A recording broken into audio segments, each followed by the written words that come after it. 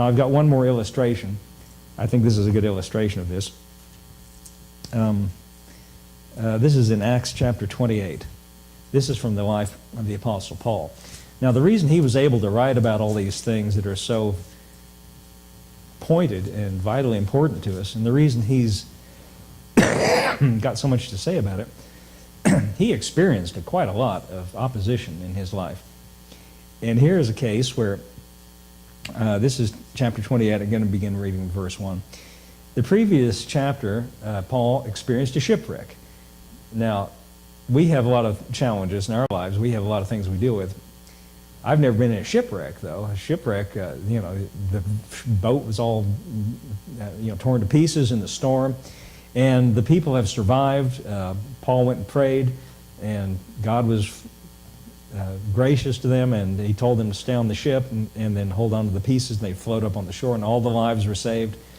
And it was a great miracle. But now they're up on the shore, and here's what happens in verse 28. Or chapter 28. Acts 28, verse 1.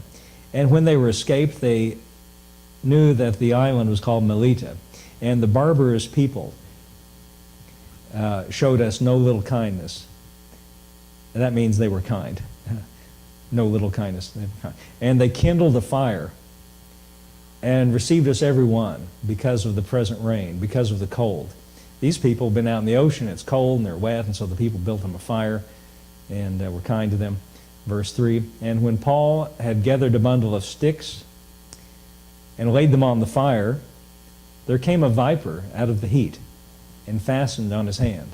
Viper is a snake. Now this is an unfortunate thing. Paul's just, trying to be helpful, picking up this bundle of sticks, and out of the sticks comes this snake and fastened on his hand. Now this is more than just a snake that came out of the fire and fastened on his hand. The snake comes with a message. And here's the message in the mouth of the people that are standing around. This circumstance comes with an idea with it. And when the barbarians saw the venomous beast hang on his hand, they said, here's the message that comes with the unfortunate circumstance. They said among themselves, no doubt this man is a murderer, whom, though he hath escaped the sea, yet vengeance suffereth not to live. Now, they assumed that. They thought that. You know, if something happened to you like that, you might come up with a thought like that yourself. What did I do to deserve this? You know, that's easy to do. When a bad, unfortunate tragedy happens, you might run back over your life. I wonder what I did to cause this. You know what? Those are thoughts that are coming to steal away and to cloud over and to distract you from the gospel. You see what they're saying here, and a person might very well think these thoughts of themselves. This is a good example of those high things that exalt themselves against the knowledge of Christ. This is a good example of how the devil comes to steal away the word from your heart. This is a good example of something that needs to be cultivated or weeded out. And I want to show you here how simple it is. You know, rather than getting into a big argument with these people and getting into a big fuss about it and contending and a big struggle, here's how Paul responded. He shook off the beast into the fire and felt no harm. Now, did you know that it's as simple as that? When you recognize that something comes to you, you just shake it off and go on. That's all you got to do. Shake it off and go on. You don't have to worry about it. You don't have to think about it. And if you do, imagine how silly Paul would look walking around with that snake hanging off his hand for the next, 6 months or so. You don't want to go through your life worrying about all these kinds of thoughts and things that come to you, like this little thing here. He could have, now I use the snake as a humorous symbol, but he could have, if he would have engaged their thinking, if he would have engaged what they were saying, see, this thought is contrary to the idea that God is for me. This is suggesting God's against you and there's something wrong with you, and that's why this happened.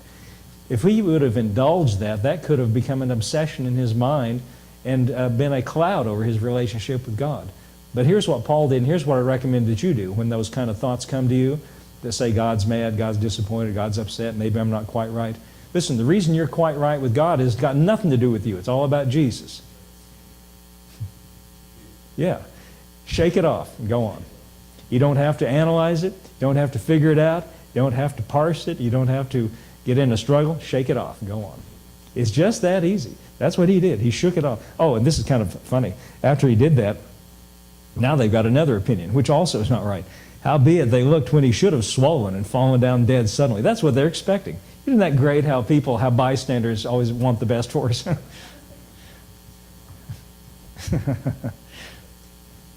Yeah, you can't trust what the whole community wants for, anyway. When they looked, he should have swollen. He should have fallen down dead suddenly. That's charitable of them. But after they looked a great while and saw no harm come to him, they changed their mind and said that he was a god. Well, that's not true either. He's just a man, just like you and me, but a man who has a God who's on his side, you see, just like you. We're just ordinary people. It's not that Paul was perfect. It's not that you're perfect. But we've got a God who's for us, just like we read a while ago. If God be for me, who can be against me? If you just hold on to that, and any thought that comes to you like a snake jumping out of the fire, just shake it off and go on. Don't let it trouble you. Don't carry it around, Don't engage it. Just shake it off and go on. That's the best advice I have. Okay, let's all stand up today.